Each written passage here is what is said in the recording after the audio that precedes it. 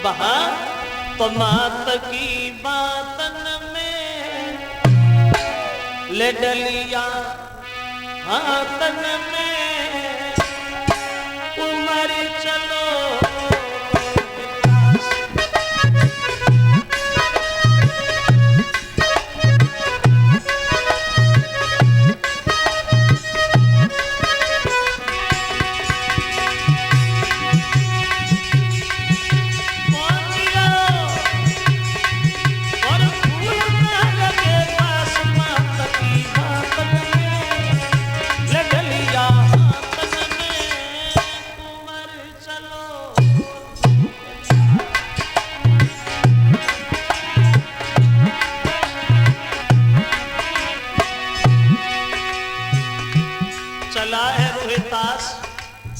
फूल तोड़ने के लिए बगीचा में। तो रोहितास ने देखा फूल एक खिला हुआ, एक बड़ा सुंदर फूल खिला है। लेकर विश्वामित्र भागे और सर्प बनकर के फुलवारी में आकर के छुप के बैठ गए। हमने भी कसम खाई हम तुम्हें धर्म से डिगाकी मानेंगे। रोहितास आगे बढ़ा, फूल एक खिला हुआ अब सियर छुपा हुआ, लागी है मन में भारी आस। पहुंचियो और फूल नाग के पास मात की बातन में ले डलिया हाथन में कुंवर चलो।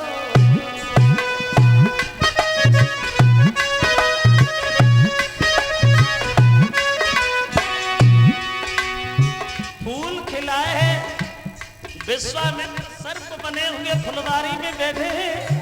जैसे फूल तोड़ने के लिए रोहितास आगे बढ़ा है, देखो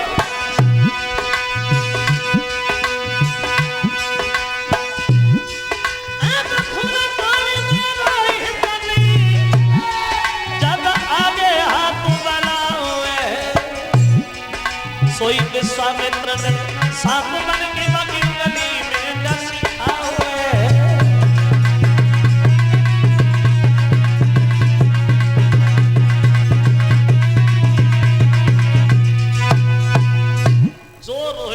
ने हाथ आगे किया।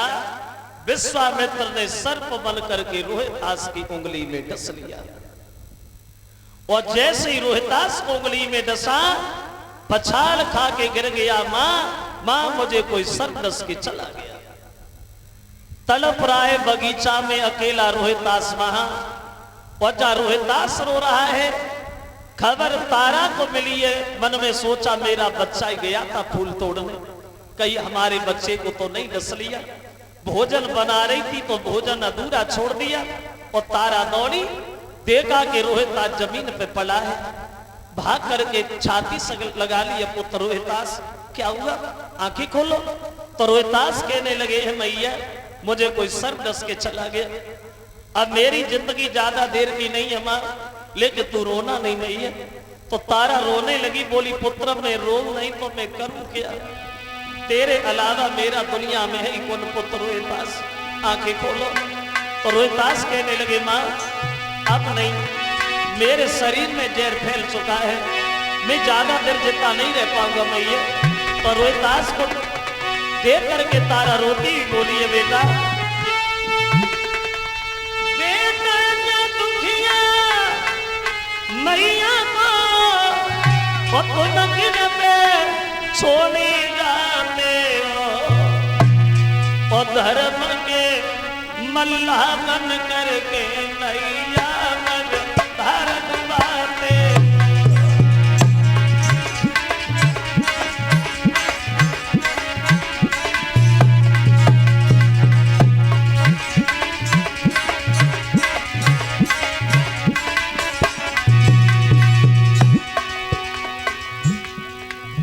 नन्हे नन्हे हाथों से रोहितास अपनी माँ के आंसू पहुंचता मैया रोए नहीं, अगर तू रोएगी तो मैं भी रोने लगूंगा।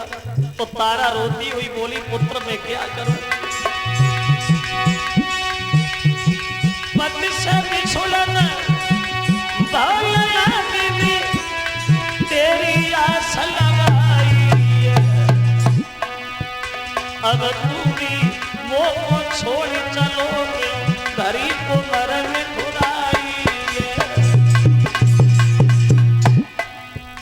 रोहितास के लगे मां मेरी बात सुन ले, जो दुख सुख की तू कहे सो जल्दी कहिए,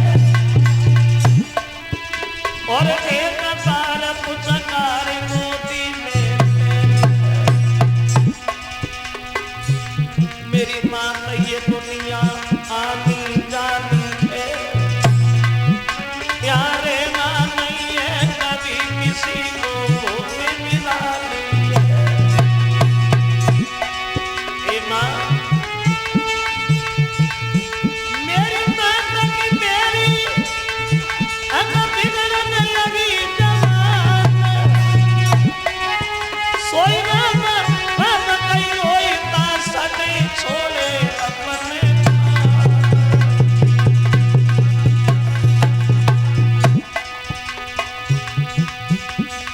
जाकी मैया सोवती रही के बेटा मां से बची रहे, जाकी मैया तड़पती रही के गोदी खाली करे रहे।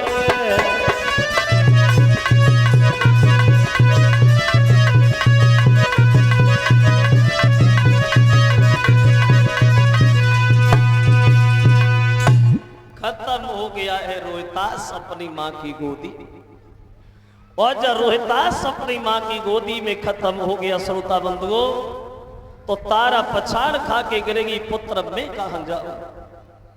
रो रही अपने बच्चे की लाश के पास बैठ करके वो दुखिया मां, तो उस बाग की मालिन ने आके समझाया मैं रोए, अब तेरे जीवन में रोने के अलावा बचाई क्या है, तेरे बच्चे को सर्प ने काटा है, जितनी जल्दी हो जाए उतनी जल्दी इसका अंतिम संस्कार कर दे तारा। अब देखो उस दुखिया मां के पास इतना भी पैसा नहीं था जो अपने बच्चे की लाश ढकने के लिए कफन भी खरीद लेती।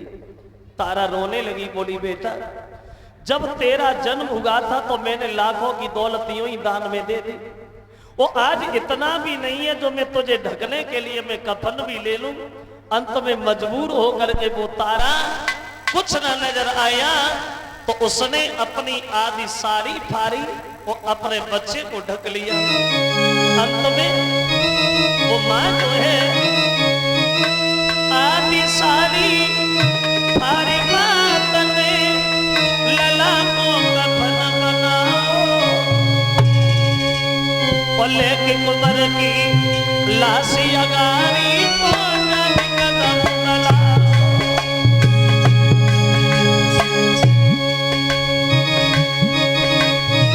पहुंच गई शमशान घाट में बेटा नौ लिटाई, पहुंच गई शमशान घाट में बेटा नौ लिटाई, और अपने पुत्र के ताजे मैया कैये चिता बनाई। तब ताज की चिता बनाकर छाती से लेते लगाई, और हरिश्चंद्र महाराज महिमा के पास में आई।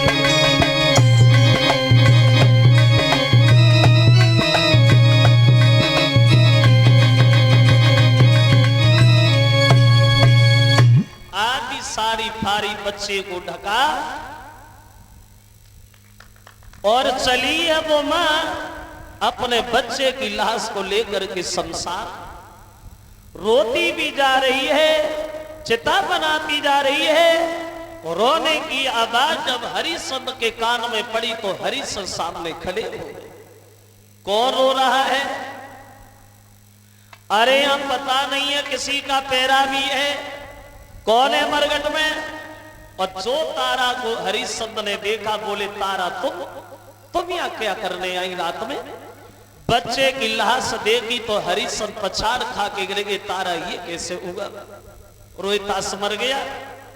कहने लगी महाराज मेरे बच्चे को कोई सर्प डस के चला गया। कलश वाली कन्याएं सामने खड़ी हो जाएगी। जिन लोगों ने कलश भरे हैं वो आगे आ जाए।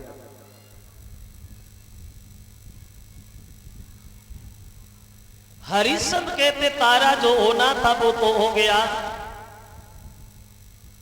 तुम्हारे पास टका है? तो कहने लगी महाराज हमारे पास तो कुछ भी नहीं है। तो हरिश्चंद्र ने उत्तर दिया है तारा मेरे महाराज का ये हुक्म आदेश है हमारे ऊपर, बिना टका के यह मुर्दा नहीं जलेगा। तो तारा ने उत्तर दिया है प्रभु क्या ये लड़का आपका नहीं है? क्या आप इसके पिता नहीं है? बोले जानता हूं तारा ये लड़का हमारा है, पिता है हम इसके। लेकिन तारा अगर ये लड़का हमारा है तो तू भी तो हमारी पत्नी है। ध्यान कर वो पुराना, अगर तूने उस दिन हमारा घड़ा उठवा दिया होता तो आज हमें मरगट में पहरेदारी थोड़ी करते। ध्यान कर वो पुराना, जो तुमने हमारा घड़ा नहीं उठवाया और आज जब मतलब आया है तब हमें रिश्ता बता रही है। बिना टका के मुर्दा नहीं जलेगा। तारा समझ गई तो बोली महाराज तो बच्चे की लाश जलने दो, बाद में टका का इंतजाम कर दिया जाएगा। रोहितास की लाश जब मां रखी गई, हरिश्चंद्र तारा बच्चे के दुख में बेहोश हो गई रोते रोते। लेकिन जब होश आया तो हरिश्चंद्र वही बात फिर दोहराने लगे तारा हमें टका चाहिए। तो बोली महाराज तुम्हें जहां से दिखाई देता हूं वहां से ले लीजिए। देखो धर्म में दीवाने पागल राजा को आधी साड़ी जो तारा पहने हैं टका के बदले में वो आधी साड़ी भी खींच ली। और जब आधी साड़ी शरीर से हट गई तो नग्न हो गई तारा।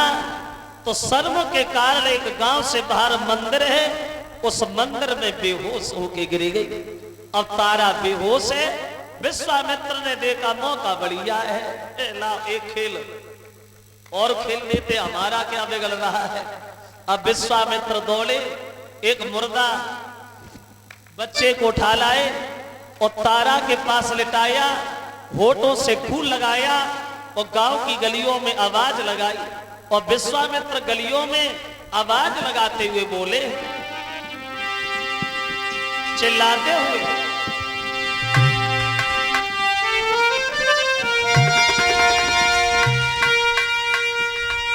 विश्वामित्र भले भारत और एक मुर्दा ढूंढ के लाओ और रानी के पास होलिका करके होटल से फूल लगाओ।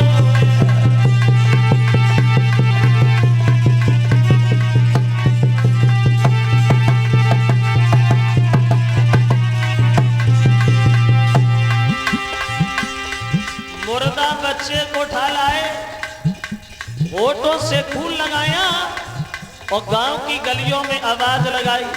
सुनो गांव के लोगों,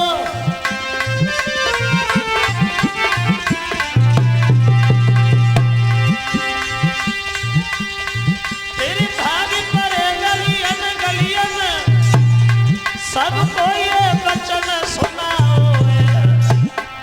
एक गाय में आई गई मंदिर में मन लला काम तो आवे।